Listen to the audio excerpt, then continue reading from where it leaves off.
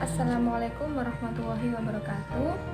Saya Rizka Alif Sagita NIM 1241 5083229. Di sini saya akan menyelesaikan tugas mata kuliah sumber daya manusia yang diampu oleh Bularas untuk memenuhi ujian tengah semester.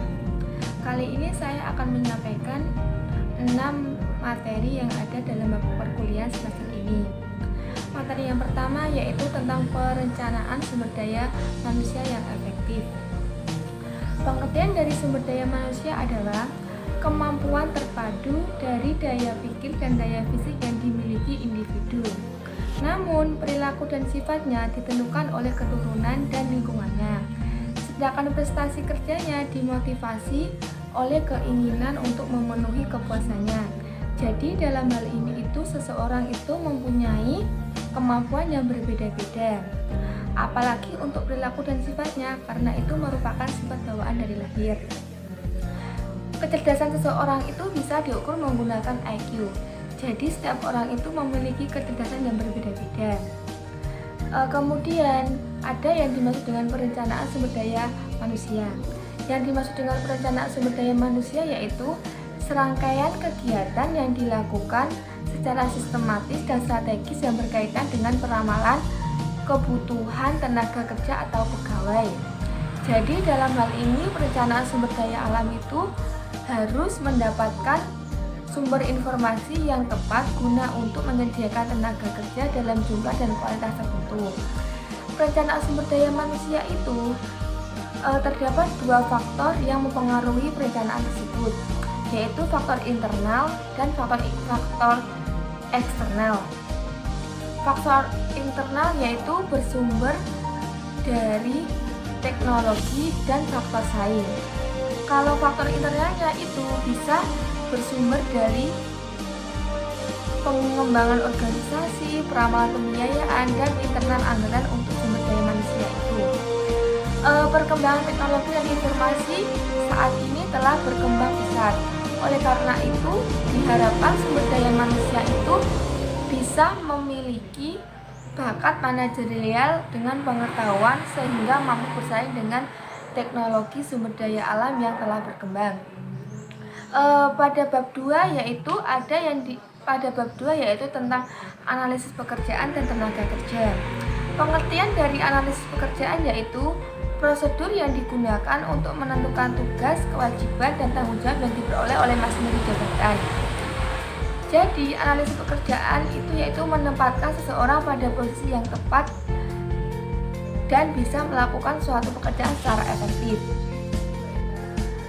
Manfaat analisis pekerjaan itu sangat baik dalam suatu perusahaan, karena dengan adanya analisis pekerjaan yang baik itu perusahaan bisa berjalan secara optimal.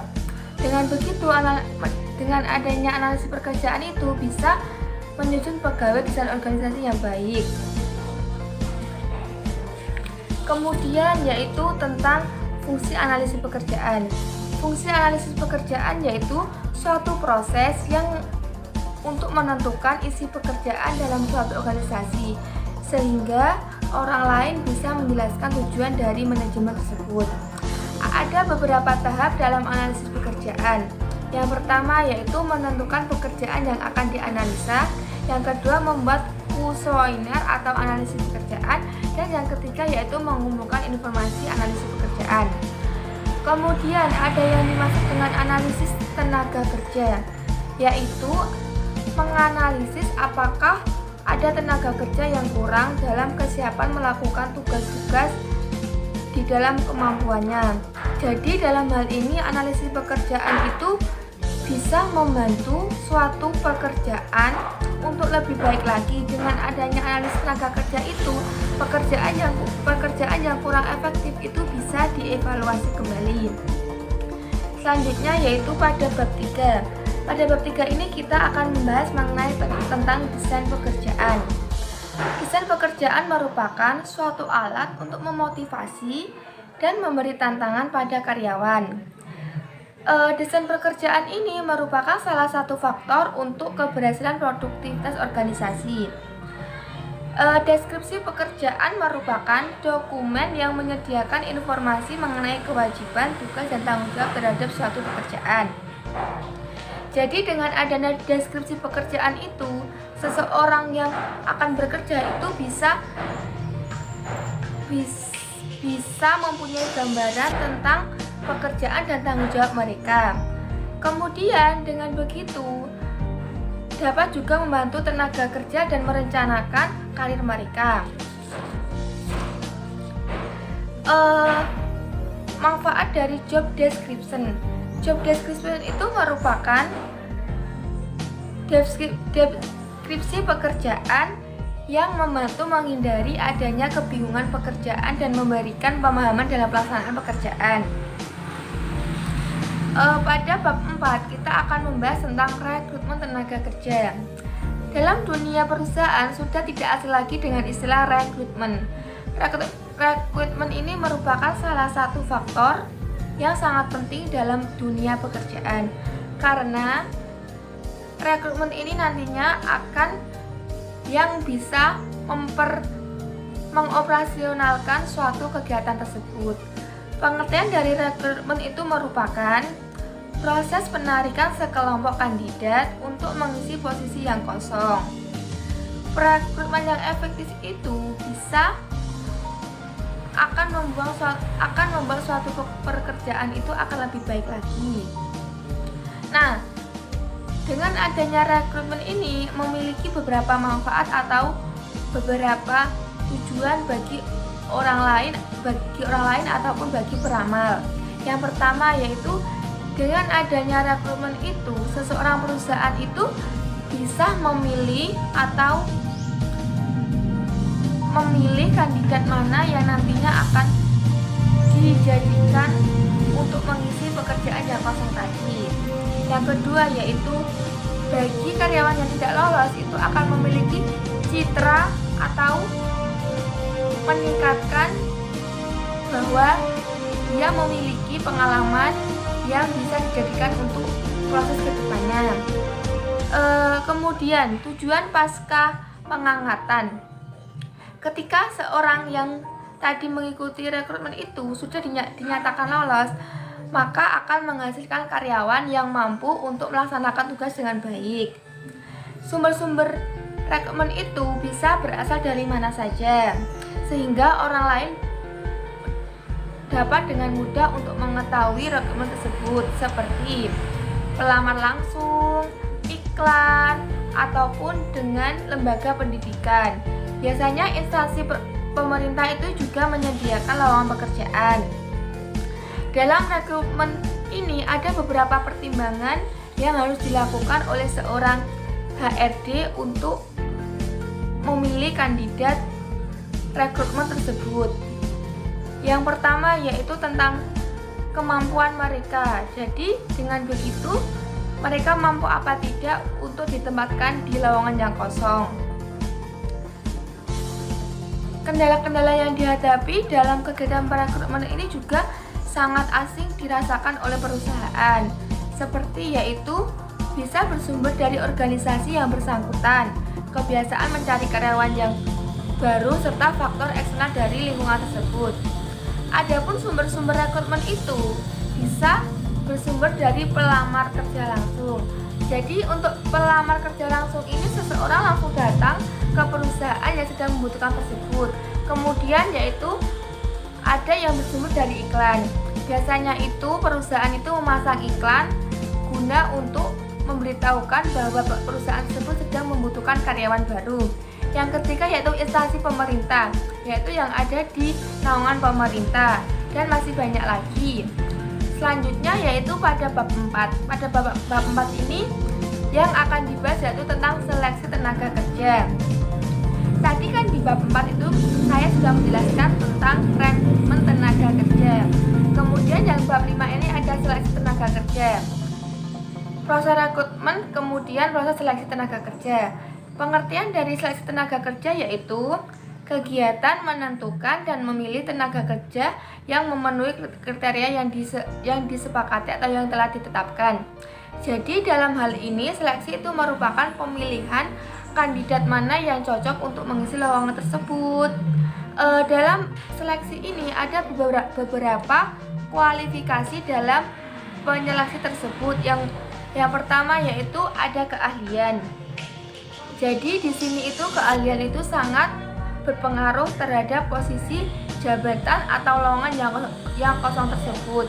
Jika keahlian tersebut kok memiliki frekuensi yang sama dengan lowongan pekerjaan, itu bisa saja karyawan yang memiliki keahlian tersebut itu bisa lolos. Kemudian yaitu pengalaman. Dalam hal ini pengalaman itu juga sangat penting, karena semakin banyak orang mempunyai pengalaman kerja, itu semakin banyak hal-hal yang mereka dapatkan dari pengalaman tersebut. Yang ketiga yaitu usia. Usia juga sangat berpengaruh terhadap kualifikasi seleksi, karena meskipun usianya sudah dewasa, namun dia kurang dalam kemampuan dalam melakukan tenaga kerjanya. Tetapi usia tua itu kebanyakan dia mempunyai pengalaman kerja yang banyak. Namun usia muda meskipun dia tidak memiliki banyak pengalaman, dia juga mempunyai tenaga kerja yang sangat kuat. Yang keempat yaitu ada jenis kelamin. Jadi jenis kelamin ini juga sangat berpengaruh terhadap kualifikasi pekerjaan. Jadi laki-laki dan perempuan itu juga berbeda. Terus kemudian ada tahapan seleksi. Tahapan seleksi ini yang pertama yaitu wawancara awal.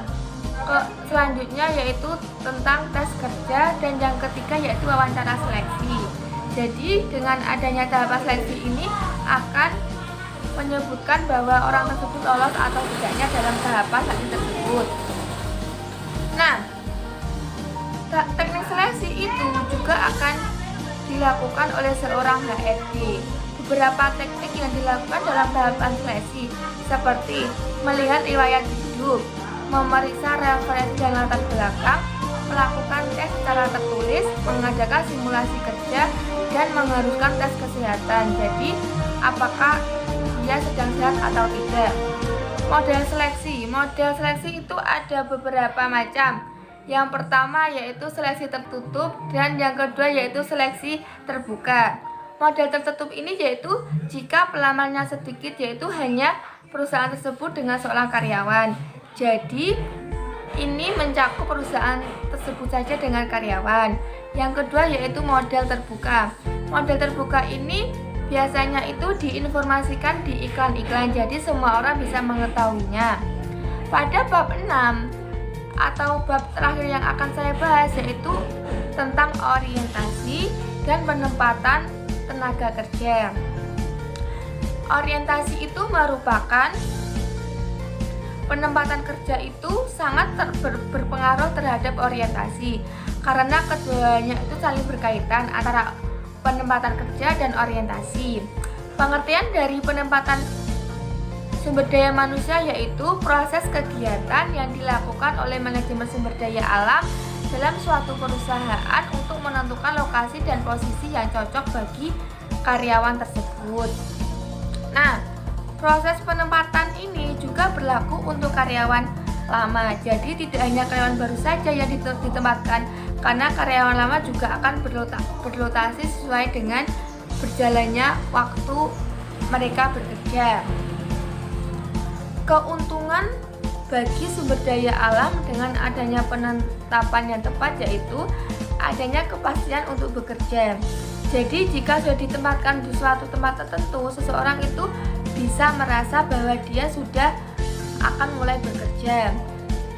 Dengan begitu, seseorang akan mengembangkan karir mereka di pekerjaan tersebut. Kemudian, orientasi. Orientasi itu merupakan suatu program yang digunakan untuk memperkenalkan pegawai baru pada peran-peran organisasi. Nah, orientasi ini juga sangat perlu bagi karyawan baru, karena dengan adanya orientasi itu mereka bisa mengenal tentang seluk-beluk perusahaan, baik dari pekerjaan, sejarah, maupun lain-lain. Demikian presentasi dari saya. Saya kira cukup. Bila ada salah saya mohon maaf. Wassalamualaikum warahmatullahi wabarakatuh.